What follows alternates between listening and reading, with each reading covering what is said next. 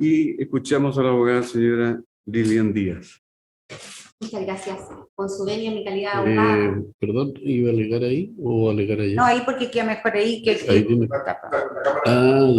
Tendría que llegarse un poquito más a la mesa entonces. Ya. Porque puede dejar sus materiales. Muchas gracias. Claro. Bueno, con su venia, mi calidad de abogada del Programa de Derechos Humanos, solicito se acoja el recurso de casación impuesto por esta parte. Consecuentemente con ello se dicte una exclusiva sentencia de nulidad donde se establezca que el delito en el cual nos encontramos es un segundo calificado y también la participación de los absueltos, el teniente Guzmán y el teniente Oval. Disculpe, ¿a quién representa? Al Programa de Derechos Humanos. Gracias. Del Ministerio de Justicia. Sí. Gracias. Entonces, previo a iniciar el fondo de mi alegato, quisiera hacer ciertas consideraciones respecto a lo que escuchamos el día lunes y ciertas agregaciones respecto de lo que esta parte considera importante y de mejor manera podríamos entonces ilustrar a vuestra señoría en cuanto al contexto, cómo se dio el delito. Escuchamos de la abogada el día lunes una especie de confusión donde trató de establecer la duda. Perdón, yo creo que hay que acercarle el micrófono al abogado, porque si no los abogados del sur no van a escuchar lo que está diciendo. ¿Cuál será más cerca? Señoría, se escucha perfecto de todos modos a la colega. Bueno, mejor todavía.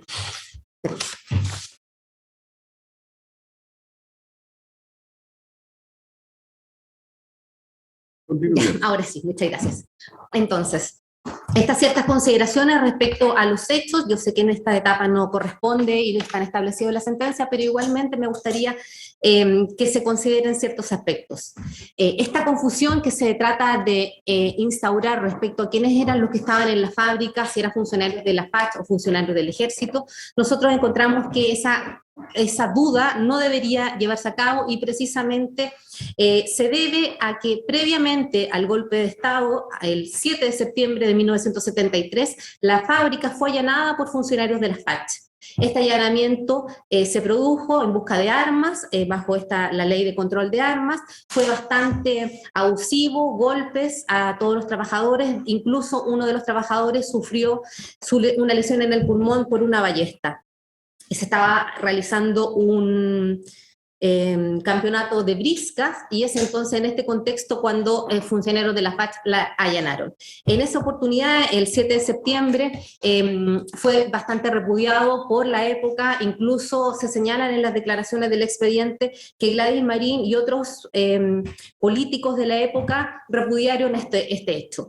Entonces, la fábrica fue allanada previo al golpe militar por funcionarios de la FACH y también funcionarios de la FACH eran los que le correspondían más cercanos a la jurisdicción donde ocurrieron los hechos. Sin embargo, el día del golpe de septiembre, el 11 de septiembre, la fábrica se encontraba dentro del cordón industrial de Vicuña Maquena. Sabemos que ese tipo del cordón industrial eran una de las de los sectores donde los trabajadores agrupados con otras fábricas trataban entonces de coordinar de mejor manera su producción.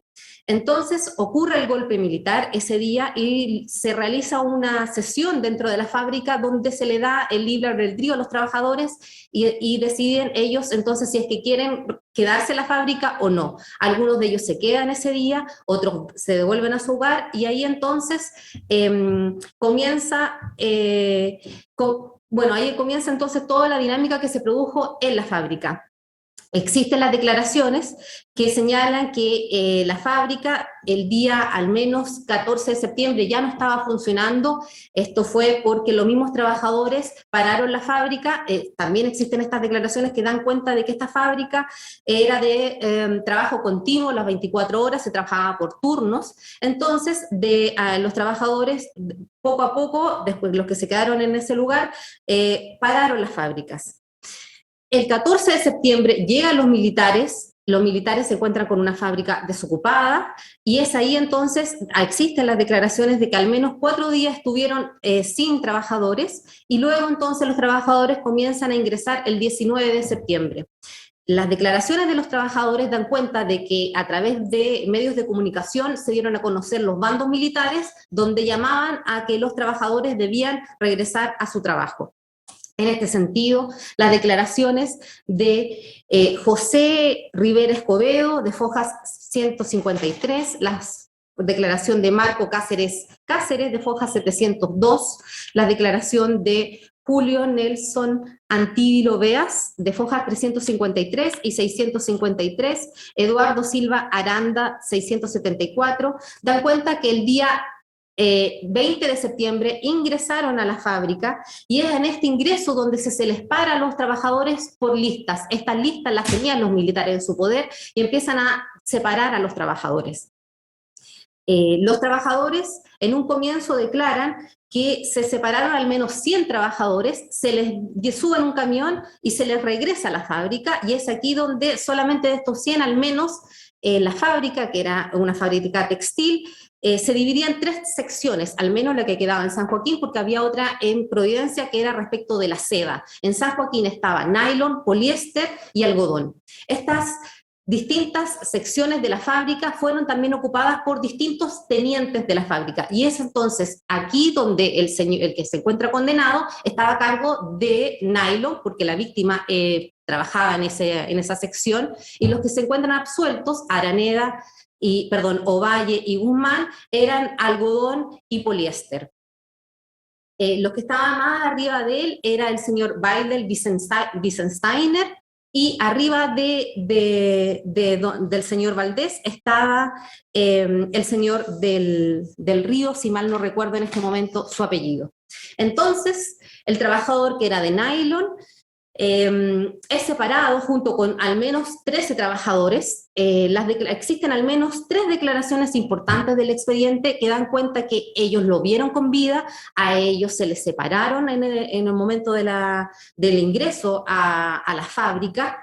Es entonces que a estos 12 trabajadores se les toma declaración bajo tortura, se le hacen fusilamientos, falsos fusilamientos, simulacros de fusilamientos, y al otro día, al mediodía del 21 de septiembre, se van estos trabajadores al Estadio Nacional. Sin embargo, la víctima es identificada y se le baja del camión o no se le permite subir, señalando de que esa persona debía quedarse en la fábrica. Esta situación, su señoría, existe un documento de bastante importancia y de relevancia que esta parte considera señalarlo expresamente en este alegato, que es el expediente militar 338 del año 1973. En este expediente militar constan las declaraciones del señor Valdés Wiesensteiner, y él en su declaración, y así como lo dijo la abogada el día lunes, que debíamos creerle a las víctimas por la cercanía de la declaración. Pues bien, esta declaración es de marzo del año 1974.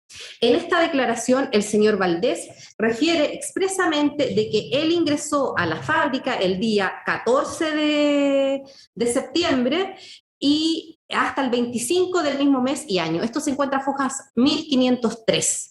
En esta declaración, el señor Alejandro Valdés Wiesensteiner acompaña, y esto es lo que me gustaría referirme, la acompaña precisamente las listas de los trabajadores, donde se individualiza qué trabajadores debían caducarse el contrato, qué trabajadores debía, y separados por nylon, algodón y poliéster. Es precisamente el documento de Fojas 1512 que refiere a la planta Sumar Nylon, y es aquí donde tiene mayor relevancia esta lista. Esta lista es de fecha 19 de septiembre de 1973 y se señalan al menos 50 trabajadores, pero algunos de ellos tienen un asterisco. Este asterisco, de acuerdo al mismo documento, es el personal que se vio con armas de fuego el día 11 de septiembre de 1973.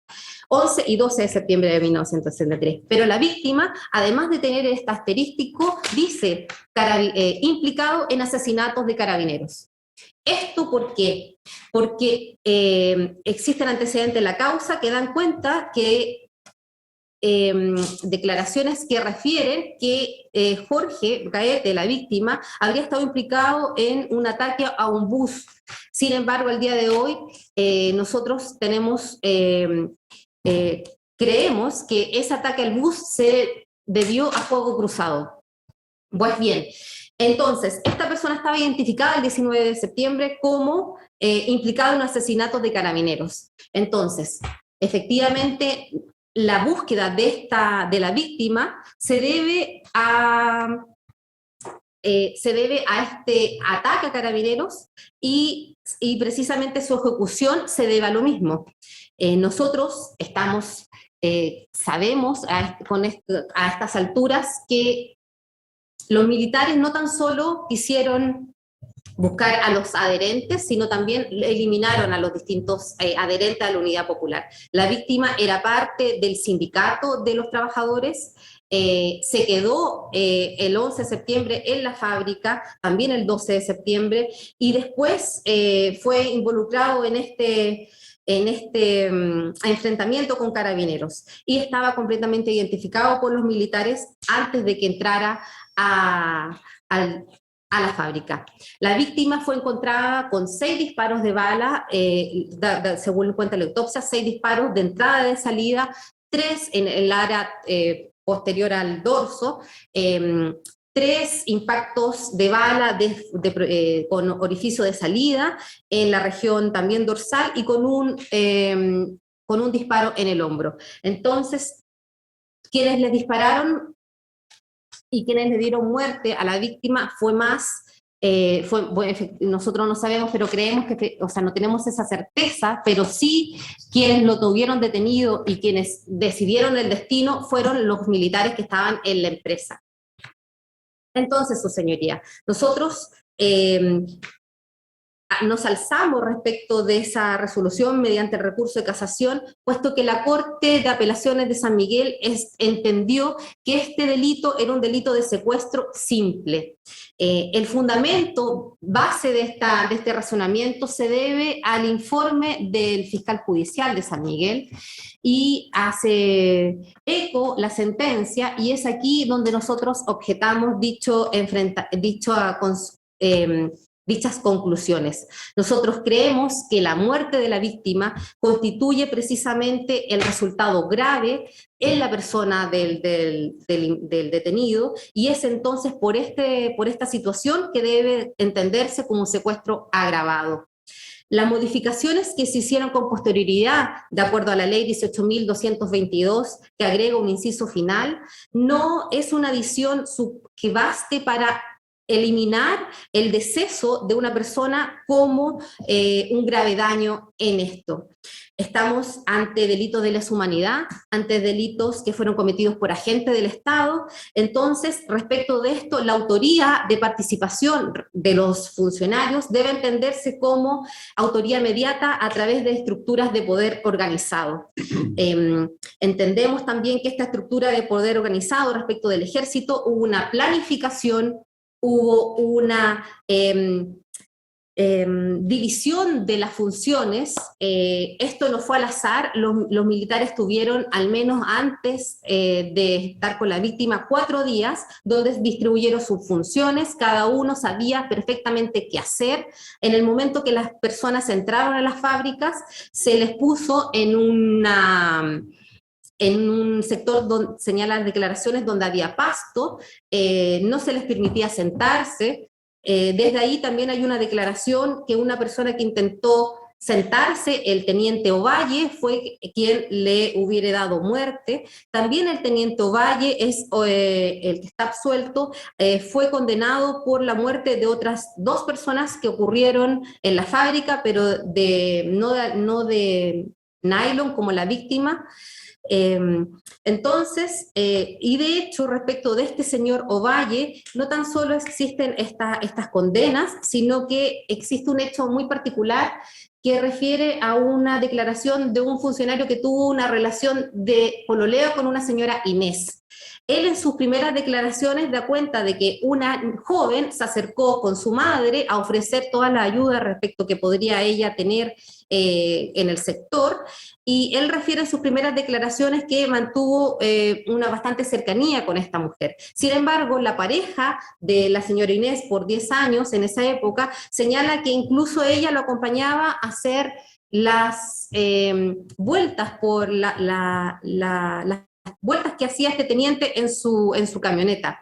Él refiere después las declaraciones que en ese momento no había tiempo para ello. Sin embargo, en otras de sus declaraciones, y aquí me refiero precisamente a la que se encuentra foja 600 del expediente, él señala que tenía esta cercanía con esta persona.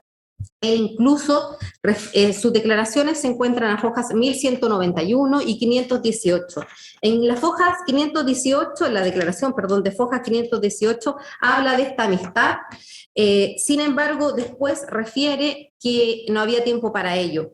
Pero pues bien, ¿con qué voy? Con que esta amistad se produjo cuando él estaba en la entrada, cuando él estaba en la guardia. Él tenía funciones de custodia respecto del lugar y tenía funciones de, precisamente estamos hablando de un delito de secuestro donde la detención y el encierro es parte del tipo penal. Entonces, para que una persona se mantenga detenida, evidentemente la persona que está custodiando la salida del lugar es quien tiene entonces estas funciones de detener o de impedir la salida de las personas que se encontraban en la fábrica. Y así, entonces retomando la idea que mencionaba, nosotros nos encontramos ante delitos de lesa humanidad donde la autoría inmediata y la participación se debe entender desde dos aspectos importantes, y dichos aspectos son las funciones que tenían cada uno de ellos y la conciencia de obrar de acuerdo a un plan. Efectivamente, sabemos desde ya que el golpe militar precisamente fue impuesto a través de la fuerza, depusieron el gobierno que estaba legítimamente constituido, y todos tenían entonces esta conciencia de que debían realizar las funciones de acuerdo a como se lo ordenaban en esta instauración del poder, o como ellos refieren en sus declaraciones como bueno, gobernar. Entendemos entonces que ellos querían gobernar, pero para gobernar ocuparon primeramente la fuerza, y ellos, como parte de los militares, efectivamente estaban a cargo de ciertas funciones. Y esas funciones fueron tomar la fábrica, planificar entonces esta estadía dentro de la fábrica. Entonces, estas consideraciones que refieren precisamente a el acuerdo de voluntades y por otra parte la contribución funcional respecto de esta realización del hecho en común, creemos que se cumplen en este caso, y dependiendo, cada uno de los que se encuentran en estos momentos absueltos efectuaron el aporte necesario para completar la completa realización del tipo penal. En este caso, como ya mencioné, el secuestro. Este tipo de autoría es precisamente la que, estos delitos de lesa humanidad, son precisamente los que superan el tipo penal liberal. Los delitos de lesa humanidad superan el transcurso del tiempo, superan la prescripción, superan ciertos aspectos que como humanidad debemos entonces darle la relevancia y la importancia a este tipo de delitos. ¿Por qué? Porque como sociedad no podemos permitir que se pase a llevar el ordenamiento, no podemos permitir que se instaure a través de la fuerza una gobernabilidad, y los delitos de lesa humanidad precisamente tienen la importancia de garantías de no repetición. Por eso nos encontramos a casi 50 años después del golpe de Estado condenando este tipo de delitos. Los funcionarios absueltos deben entender que son parte de esta estructura de poder, dieron todo de sí para que esto funcionara de acuerdo al plan, y también existe un principio importante que es el principio de imputación recíproca, donde cada uno de ellos responde por la totalidad del hecho. ¿Por qué? Porque entendemos que si no hubiera estado probablemente el señor Ovalle, hubiera estado otra persona que hubiera cumplido la misma función. Entonces, no se debe entender esto como unos simples delitos, sino por el contrario, delitos de lesa humanidad, donde el objetivo principal fue imponer a través de la fuerza e eliminar a través de la misma personas contrarias a la unidad popular, que era el gobierno que estaba en aquella época. Respecto a la fundamentación que se señala en la sentencia, existe ya variada jurisprudencia, no tan solo por esta excelentísima corte, sino también por tribunales de segunda instancia, y me permito referirme a 4 roles donde dan cuenta precisamente que el delito de homicidio, de secuestro, donde el grave daño puede entenderse con la muerte de las personas. Respecto de estos roles, en Corte Suprema el 24.953 del año 2018, y el primero de ellos, y tan importante, el 249 del año 2017. Respecto de sentencias de Corte de Apelación de Santiago, el rol 1008 del año 2007 y la causa 3775 del año 2019. Estas últimas son más bien recientes, el rol es más antiguo, pero las sentencias son bastante recientes. Nosotros creemos entonces que el trato cruel, alejado de la dignidad que es inherente a todo ser humano, que se le dio al señor Jorge Gaete, donde se alejó de todo principio moral, de todo procedimiento, no fue puesto nunca a disposición de los tribunales, no se investigó su muerte. Por el contrario, las causas criminales que me refería al comienzo son causas que se siguieron por el delito de tener armas. Entonces, estas violaciones que se mantuvo de manera sistemática durante todo no gobierno, pero todo el tiempo que la dictadura estuvo presente y a cargo de nuestro país, debe ser condenada. Y esta condena, nosotros creemos que la víctima, al ser una persona de 26 años, casada con 2 hijos, el daño, la extensión del mal producido, no tan solo es respecto de él, sus hijos, sino también de la sociedad. Y es por ello solicitamos se les condene con las penas más altas respecto del delito de secuestro calificado que se establece en nuestro ordenamiento, puesto que el delito permite una pena de todos los grados. Entonces nosotros pedimos la pena más alta que sus señorías puedan establecer. Es todo por cuanto quisiera señalar en mi alegato. Muchas gracias. Bien. Gracias. Hay otro alegato. A continuación, el abogado Murat. ¿Está conectado? Sí, sí. Bien. Sí, señor. Lo escuchamos, señor Murat. Gracias, señor presidente. Con la venia de esta excelentísima Corte Suprema, doy por inicio a mi alegato en representación de don Hernán Ovalle Hidalgo, quien fuera absuelto en la sentencia de segunda instancia, solicitando desde ya que vuestra señoría excelentísima rechace el recurso de casación en el fondo interpuesto por el Programa de Derechos Humanos y mantenga lo decidido por el Tribunal Acuo. Todo ello en razón de las siguientes consideraciones, señoría. Primero me voy a referir al recurso de casación en el fondo que fue alegado por la distinguida colega del programa y al mismo tiempo el recurso escrito que esa misma parte presentó. Al respecto, llama la atención a este abogado que no se haya hecho mención a ninguna norma jurídica. Cuando escuchamos los alegatos de la distinguida colega, no hay ningún desarrollo por parte de ella, ni tampoco lo hay en el recurso de casación escrito respecto al artículo 488 del Código de Procedimiento Penal, en sus numerales 1 y 2. No se sabe a ciencia cierta cuál es la vulneración en la aplicación de la presunción judicial. No se sabe efectivamente cuáles son aquellos elementos que dice ella que no fueron ponderados por el Tribunal Acuo, respecto a los cuales sí procedería a construir una presunción judicial de culpabilidad, señor Ovalle. No se sabe tampoco cómo esos elementos de cargo que ella sostiene que existen, sin perjuicio de no señalarlo ni en el recurso escrito ni en las alegaciones orales, puedan llevar a la conclusión de una culpabilidad y puedan derrumbar el principio de inocencia y puedan derrumbar los antecedentes de exculpación que fueron tenidos en consideración por la sentencia de segunda instancia. Tampoco se sabe, no lo entiendo, cuál es la autoría del señor Ovalle, no, ni siquiera mencionó el artículo 15, ni cuál es el numeral del artículo 15, no hay un desarrollo de la norma, la hipótesis de autoría, respecto a la cual precisamente el señor Ovalle tendría algo que ver con la víctima de auto. La verdad las cosas es que incluso cuando uno mira el recurso escrito, ve que se está impugnando el numeral 2 del 488 en el requisito de la gravedad. Y la gravedad, vuestra señoría excelentísima sabe que no es susceptible de casación en el fondo en esta instancia.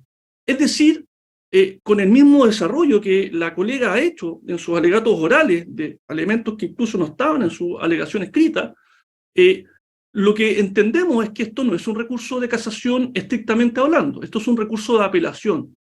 Esto es un recurso de apelación que se disfraza de casación en el fondo. ¿Por qué?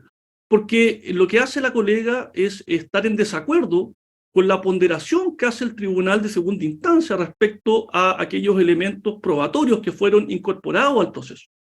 Ponderación que, por cierto, podrá disgustarle a la colega del Programa de Derechos Humanos, pero no es objeto ni puede ser objeto de análisis en esta situación procesal. Eso es una prerrogativa del juez de fondo, y por lo tanto, así las cosas, dicho recurso de casación no puede prosperar. Pero vamos al análisis más fino de dicho recurso de casación y alegaciones. La distinguida colega señala que el teniente Ovalle, subteniente en la época, habría sido condenado por la muerte de varias personas, habrían varias condenas. Voy a aclarar este punto. El señor Ovalle tiene una sola condena anterior, y esa condena anterior fue por otros hechos, como bien lo dijo la colega, en otra planta, no en nylon, y fue condenado en calidad de cómplice. Entonces, llama poderosamente la atención que la colega ahora sostenga que el señor Ovalle es autor, si ya está citando una sentencia que, por cierto, no dice el rol, no dice el ministro, no dice nada, en la cual al señor Ovalle lo habrían condenado en calidad de cómplice por hechos en otra planta de la fábrica Sumar en otro día. Llama la atención. Es decir, si fuera coherente con su argumentación, entonces lo que debiese solicitar es que a Ovalle se le condene en la misma calidad de cómplice por la supuesta situación en que habría participado. Pero vamos a aclarar el hecho. Esa condena anterior de Ovalle, él es condenado en calidad de cómplice, pero no hay autores en esa condena. Es decir, en ese momento no se logró determinar a los autores del hecho. En esta investigación penal que ha llevado la ministra Cifuentes, y que posteriormente ha sido conocida por la Ilustrísima Corte de Apelaciones de San Miguel, sí se fijaron autores. Se fijó el señor de la Fuente, se fijó el señor Valdés, como autores del hecho. Y ahí claramente cambia la cosa. Y a partir de esa información que en esta investigación penal se incorpora, pudimos demostrar que el señor Ovalle no tuvo ninguna participación, al menos respecto a este hecho investigado. Fíjese que, para ser más claro, lo que señala la colega del programa recurrente como elementos de cargo para poder culpabilizar a Ovalle es un pololeo con una señora Inés respecto a una situación que habría tenido y que habría dicho su pareja, a las fojas que ella dijo, y la verdad las cosas que no entiendo cómo lo que ella dijo en estado puede ser un elemento de cargo, y no entiendo cómo esta relación de pololeo y esto ida y vuelta en una camioneta puede ser un elemento de cargo respecto a la víctima que está siendo conocida en estado por vuestra señoría excelentísima, respecto a esta víctima y respecto a lo que pasó en la planta de nylon. Fíjese que al mismo tiempo ella señala una serie de cuestiones que no están acreditadas. Ella habla, por ejemplo, respecto a distribución de funciones respecto al secuestro u homicidio de la víctima. No hay ningún antecedente que diga aquello. No hay ningún elemento escrito, ni declaración, ni testimonio que diga que Ovalle se concertó o que Ovalle tuvo funciones respecto a la víctima Gaete. Ninguna, absolutamente ninguna. No hay evidencia al respecto. Ella cita un montón de testimonios del señor Bea, señor Cáceres, señor Silva, que dicen relación con el hecho punible, que dicen relación con cuándo ocurriría el hecho y si efectivamente esto fue producto de militares o fue producto de miembros de la Fuerza Aérea. Después habla sobre Carabineros, que supuestamente habría participado el señor, la víctima, en un atentado carabinero. Eso no tiene ninguna relación con el señor Ovalle, absolutamente ninguna. Respecto a la muerte de la víctima, ella señala, nosotros creemos, y después dice, bueno, en realidad nosotros no creemos, no tenemos certeza. Sabemos a esta altura, es decir, son puras frases que dicen relación con su opinión personal. No sabemos, dice, qué pasó con la muerte. Creemos que pudo haber sido este contingente militar, en fin. Pero eso es una creencia de la recurrente. Esto tiene que estar atendido a la norma de cargo. Y ahora me voy a referir a la norma de cargo y descargo. ¿Cuáles son los hechos que sí son acreditados? Y es en relación con Ovalle. Primer hecho acreditado por la causa, y eso no fue discutido ni en el recurso escrito ni en las alegaciones orales, la distribución de la fábrica Sumar. Como se acreditó en la sentencia de primera instancia, que no fue en este caso que se mantiene en la segunda instancia, esto considerando quinto, el día 11 de septiembre de 73, la fábrica textil Sumar paralizó la actividad productiva que se desarrollaba en 3 plantas distintas: la planta de algodón al norte, la planta de poliéster al centro, la planta de nylon al sur. Eso es un hecho acreditado. ¿Cómo estaba distribuido el inmueble con estas 3 plantas? Fíjese que la fábrica Sumar era tan grande en dimensiones físicas que permitía el trabajo de 700 personas. Había 700 trabajadores en esas 3 plantas. Obviamente que 700 trabajadores distribuidos en 3 plantas da lugar a dimensiones enormes de un terreno o inmueble. Vamos al segundo hecho acreditado: lugar de detención y posible ejecución de la víctima. Si efectivamente la víctima fue ejecutada por miembros del ejército y no por miembros de la FARC, y si efectivamente fue en esos términos. El considerando 4 de la sentencia de primera instancia dice que en este caso la víctima trabajaba en la planta sector nylon, o sea, en el lado más alejado del lugar en donde supuestamente se sitúan los representados. Después dicen el considerando 7º de la sentencia de primera instancia, no solamente que trabajaba ahí, sino que en este caso habría concurrido la víctima a la empresa textil Sumar, a la planta nylon. Aquí tenemos un tercer hecho acreditado. La víctima no solamente trabajaba en nylon, sino que concurre a nylon. Y el tercer hecho acreditado, según el considerando 10, numeral 3 de la sentencia, que había sido detenido por el contingente militar en la oficina de bienestar de la planta de nylon. Es decir, habría entrado a la fábrica Sumar, había llegado al sector de la planta de nylon y en ese lugar habría sido detenido. Esos son los hechos acreditados. Esos hechos no han sido desvirtuados por la recurrente. Y otro hecho también acreditó la sentencia de segunda instancia: cómo se distribuyó el contingente militar y cómo y dónde se situó Ovalle en particular. El considerando 6º señala de la sentencia de primera instancia que la tercera compañía del batallón de la Escuela de Infantería de San Bernardo se hizo cargo de la custodia de las instalaciones distintas en la fábrica textil Sumar, de algodón, repito, de poliéster y de nylon. Y al respecto señala Ovalle en sus propias declaraciones a fojas 700, 518 y 600, que él se sitúa en la planta de la sección algodón, es decir, en la más alejada a nylon. Y él se sitúa como un portero en la puerta lateral. Eso no fue desmentido por ninguna de las declaraciones de ninguno de los imputados en este juicio. Al revés, don Víctor Guzmán, que por cierto falleció su señora excelentísima para que dicten la sentencia, la resolución que en derecho corresponda o baje a primera instancia para que esto ocurra, declara foja 756 que la fábrica estaba dividida en 3 secciones y que él le tocó al medio. A Guzmán le tocó la sección de poliéster y señala que a Ovalle le tocó la otra sección de algodón y a nylon le tocó la sección a Valdés y otro de los suboficiales, de los subtenientes. Después consta la declaración de Valdés también a fojas 1202, que señala expresamente que en Nano Valle estaba situado y solamente a cargo de la sección algodón en la planta de algodón en la fábrica textil Sumar, y que el subteniente Guzmán quedó en poliéster y que efectivamente él quedó a cargo de la sección nylon. Tanto es así que cuando se produjo la reconstitución de escena de dónde estaban situadas las personas, de cuánto era la distancia y cómo había ocurrido la dinámica de los hechos, esta parte solicitó hacer esa reconstitución de escena y participar en esa reconstitución de escena.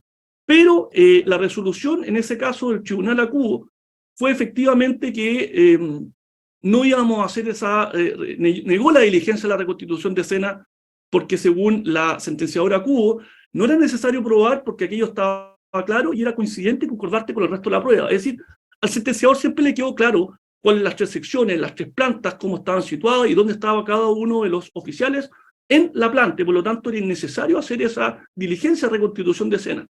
Es decir, tenemos claridad y certeza de que en el lugar donde estaba situado algodón y las funciones que cumplía, custodiar esa planta de algodón, custodiar esa puerta lateral, no tiene ninguna relación con lo que pasó en Nylon, con lo que sucedió con la víctima en Nylon y el destino final de la víctima en Nylon. Y no hay ningún otro medio de prueba que diga eso. Ni de oficiales, ni suboficiales, ni testigos, ni trabajadores. Nadie puede desmentir aquello que está siendo fijado por el tribunal y que, por cierto, no, la recurrente no objeta. Pero fíjese interesante, hay un elemento de determinación de un posible culpable que esta parte hizo hincapié en la tramitación del juicio, ¿cuál es la siguiente? El único dato que nos entregan los trabajadores de la fábrica Sumar respecto a un posible culpable es que tienen certeza de que ese posible culpable era boina negra, de que tenía el gorro, la boina negra puesta, y que además se jactaba de ser un boina negra con especialidades. Eso está claro por las declaraciones que la misma recurrente ha dicho de don José Rivera Escobedo, a foja 829 y siguiente, y 153 y siguiente, en que él fue detenido y fue interrogado por un boina negra, y que le dio en su cabeza como vestía esa boina negra y se jactaba de la especialidad. ¿Por qué digo esto? Porque don Hernán Ovalle Hidalgo sí es boina negra, pero él aprobó su curso de boina negra el 3 de mayo del 76, es decir, 3 años después de los hechos. Mi cliente a la época de los hechos no portaba boina negra, no era boina negra y no había hecho el curso de boina negra. Incluso tanto es así que nosotros acompañamos la hoja de antecedentes oficiales del señor Hidalgo, Ovalle Hidalgo, del año 71 al 94. Acompañamos también el título de Fuerzas Especiales con la época concedida y también solicitamos al juez Acudo, al Tribunal de Primera Instancia, que oficiara el Archivo General del Ejército a efectos de que corroborara la veracidad de los documentos acompañados. La diligencia se admitió a trámite, llegaron los documentos y se estableció efectivamente que Ovalle no fue boina negra sino hasta el año 1976. Y ese es el único elemento que permitiría alguna, por así decirlo, evidencia para determinar algún culpable. La ministra sabía quiénes eran o no eran boina negra en la gente que estaba distribuida en el personal de Nylon. De hecho, una de las personas que estaba en Nylon era boina negra. Y por lo tanto, ya con esos elementos y antecedentes no es posible ahora ni situar a Ovalle en el lugar de los hechos, ni relacionar a Ovalle en el lugar de los hechos, ni tampoco existe evidencia que permita a priori saber qué iba a pasar con la víctima en Nylon a partir, ¿cierto?, de lo que la recurrente establece. Son todos estos cúmulos de antecedentes que obran en el proceso que permitieron al sentenciador de segunda instancia no adquirir la convicción necesaria para condenar. No olvidemos que estamos hablando de la libertad de una persona, no olvidemos que para poder condenar a alguien hay que tener convicción más allá de toda duda razonable. Y acá claramente el sentenciador de segunda instancia tuvo una duda más que razonable respecto a la posible participación de una persona que estaba en otra planta, la planta más alejada del inmueble Sumar, en donde nadie lo sitúa en el lugar y nadie lo sitúa realizando una actividad o desplegando un hecho o teniendo algún mando respecto a la detención, interrogación y destino final de la vida. Y eso es una cuestión indesmentible. Por lo tanto, esta parte solicita que se rechace, al menos en ese punto, el recurso de casación en el fondo. Primero, porque no desarrolla la causal correspondiente. Segundo, porque el estricto rigor no ha numerado ni ha desarrollado ningún argumento al respecto. Y tercero, porque en el fondo está una apelación encubierta a efectos de poder revertir la sentencia de segunda instancia. Solamente un punto respecto al secuestro calificado. No me corresponde a mí hacerme cargo de eso, a pesar de que la recurrente insiste en que de declararse mi responsabilidad debiese ser en el grado de secuestro calificado. Al respecto, llama la atención lo siguiente, lo que hace el fiscal cuando informa al tribunal de segunda instancia a propósito de los recursos de apelación y casación en la forma que habían antes de la vista de la segunda instancia, es señalar algo que es muy obvio, que la sentenciadora de primera instancia no logró acreditar quiénes son los responsables de la muerte o del homicidio de la víctima de auto. Y tanto es así que ella encuentra el cuerpo del delito, encuentra el cadáver de la víctima, por lo tanto sabe que murió, que falleció con fecha cierta. Además, sabe que murió producto de 6 disparos, no existe una pericia para determinar de quiénes son los disparos, si fue de Carabineros en la vía pública, si fue de la FACH, si fue del Ejército, no se sabe qué armamento, no se perició el armamento de ninguna de las personas que estaban en la fábrica, ni se perició el armamento de ninguna de las personas de la Fuerza Aérea que estuvieron antes, ni se perició el armamento de ninguno de los carabineros que pudieron estar en alguna unidad policial aledaña al lugar donde se encuentra la víctima. Por tanto, ante la carencia y ante la insuficiencia probatoria de cómo habría sido la dinámica de la muerte de esta persona, la sentenciadora de primera instancia lo que hace es atribuir responsabilidad en calidad de secuestro. Entonces lo que dice el fiscal es, bueno, si usted no tiene certeza de quiénes mataron a esta persona, de quiénes son los terceros que produjeron la muerte, no le puede entonces atribuir la calificación al secuestro, la calificación del resultado de muerte, porque usted, si desconoce lo primero, desconoce lo segundo. De lo contrario, dice, usted debió haber procesado a estas personas y condenado a estas personas por homicidio, porque el homicidio subsume el secuestro de todas maneras. Y por lo tanto, si efectivamente esta persona falleció en manos de estos militares y no de otros terceros, lo que debió haber hecho es haber condenado por homicidio calificado, bueno, procesado, acusado y condenado, porque el homicidio calificado subsume la figura, en este caso, del delito menor, que sería la detención ilegal de esta persona. Pero no lo hizo. Y esa es la razón, junto a otras, por la cual la sentencia de segunda instancia lo que hace es decir, bueno, lo que puedo tener claro es que funcionarios del Ejército en la planta Nailo lo detuvieron, pero luego el destino final no lo tengo claro. Y al no tenerlo claro, lo que hace es recalificar el delito de secuestro calificado a secuestro simple, lo cual me parece de toda lógica desde el punto de vista procesal y de la congruencia procesal. De lo contrario, ¿cierto?, habríamos estado ante otro escenario. Esa es la razón por la cual el fiscal, cuando informa, hace este análisis, que por cierto es bastante riguroso y detallado, y es aquellos argumentos que toma el sentenciador de segunda instancia para recalificar el delito de secuestro simple y no calificado. Señor presidente, con 12 minutos antes de que termine mi tiempo, le solicito respetuosamente que se rechace el recurso de casación en el fondo, porque está mal planteado y porque el desarrollo de él no permite admitir una sentencia de reemplazo y acoger el recurso de casación en el fondo. Y al mismo tiempo solicito respetuosamente que se mantenga la absolución del señor Ovalle por todos los argumentos y consideraciones que obran en el expediente y que lo sitúan en un lugar distinto, en funciones distintas, y no portando la boina negra, que es el único distintivo que permitiría culpar a alguien.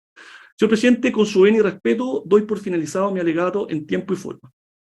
Bien, gracias. Doña Karen Valenzuela. ¿Cómo? Doña Karen Valenzuela. Bien. Muchas gracias. Con la venia de sus La escuchamos. Muchas gracias, señor presidente. Con la venia de sus señorías excelentísimas, alego en representación de don Iván de la Fuente Sáez, solicitando a este máximo y excelentísimo tribunal tenga bien confirmar la sentencia dictada por la cuarta sala de la Ilustrísima Corte de Apelaciones de San Miguel, en todo lo que diga relación con mi representado, el señor Iván de las Fuentes, y a su vez, sus señorías excelentísimas, se rechace el recurso de casación en el fondo presentado por el Programa de Derechos Humanos, por las consideraciones que paso a exponer. Sus señorías excelentísimas, la sentencia recurrida por mi contradictora dice relación directamente con una errónea, entendiendo en su parte, aplicación del derecho de haberse recalificado el delito de secuestro calificado a secuestro simple conforme al artículo 141 del Código Penal de la época, y esto en relación de que se habrían aplicado en forma errónea las leyes reguladoras de la prueba, vulnerando así el artículo 488, número 1 y 2 del Código Procesal Penal. Y que esto evidentemente habría influido en lo dispositivo del fallo. A esta abogada, sus señorías excelentísimas, le causa un poco de extrañeza el contexto en el cual el programa y la colega que me antecedió, mi contradictora, pretenden en definitiva encauzar la mala interpretación que habría tenido en este caso el tribunal acuo a la hora de recalificar el delito. Si bien es cierto, como bien ya lo dijo Maximiliano Murat, mi colega que me antecedió, esta recalificación al cual llega efectivamente la sala, mediante la cual se recalifica el delito de secuestro calificado a secuestro simple, dice relación con hechos puntuales del tipo penal, su señoría excelentísima. Se pretende en la sentencia de primera instancia establecer que el grave daño lo que hace la diferencia entre un secuestro simple y un secuestro calificado, el grave daño que habría sufrido la víctima sería la ocasión de la muerte, que efectivamente se le encuentra a la víctima, como ya hemos escuchado, con proyectiles de balas en la vía pública. Esto es importante, en la vía pública. No se dice que se encontró ni en la fábrica, ni alrededor de la fábrica, ni en la esquina de la fábrica, ni en la vuelta de la fábrica, en la vía pública.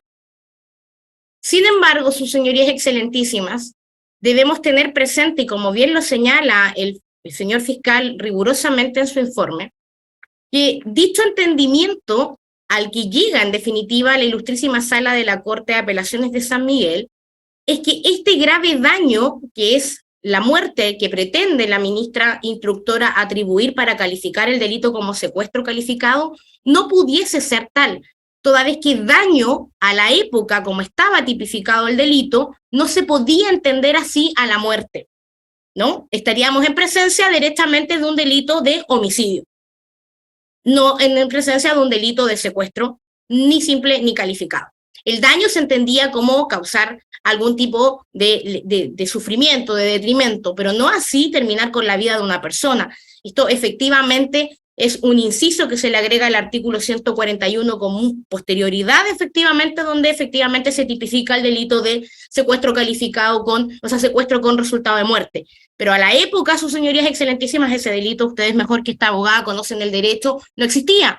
Por lo tanto, es en esa razón en que la cuarta sala de la ilustrísima Corte de Apelaciones de San Miguel conlleva a que efectivamente no podríamos estar en presencia de un delito de secuestro calificado, sino que en presencia de un delito de secuestro simple, porque si hubiesen existido los mecanismos y la prueba suficiente y fehaciente que permitiera corroborar que efectivamente mi representado o alguien de las dependencias de mi representado hubiese tenido alguna influencia o hubiese tenido alguna participación en los grados que nos concede nuestra legislación penal en el resultado de la muerte de la víctima, si les hubiese en definitiva procesado, acusado y condenado por homicidio. A raíz de eso, es importante, sus señorías excelentísimas, establecer que no existe tal vulneración a las normas reguladoras de la prueba.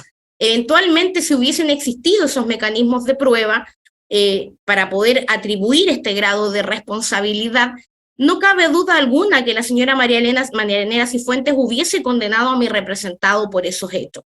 Importante tener presente, sus señorías excelentísimas, es que la hipótesis por la cual en definitiva se condena tanto en primera instancia como en segunda instancia a mi representado, está está sustanciado sobre la base de las presunciones. ¿Ya? Una presunción que deriva derechamente de la jerarquía militar y del grado de mando que se le podía atribuir a mi representado a la época.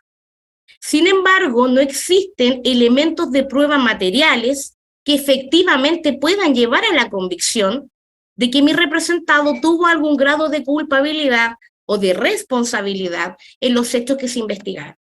No obstante aquello, sus señorías excelentísimas, esta parte, entendiendo que en definitiva se entiende la sentencia de la Corte de Apelaciones de San Miguel, esclareciendo cada uno de los hechos por los cuales efectivamente se le podría haber vinculado de algún modo a mi representado, aunque sea solamente, su señoría, por el grado militar y porque efectivamente, aun cuando exista todavía la duda si efectivamente la fábrica, la época de secuestro de la víctima, estaba a cargo de la Fuerza Aérea de Chile o estaba a cargo de los militares, se entiende que el grado de participación de mi representado se desprende claramente solo por el hecho de haber sido un militar y por haber tenido el grado jerárquico que tenía a la fecha.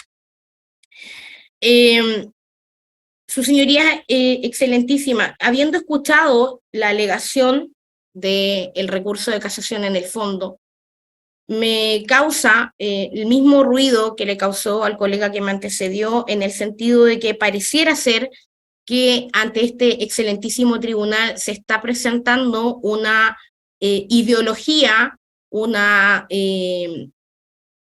especie de convicción propia, efectivamente, de cuáles habrían sido los hechos que efectivamente acontecieron.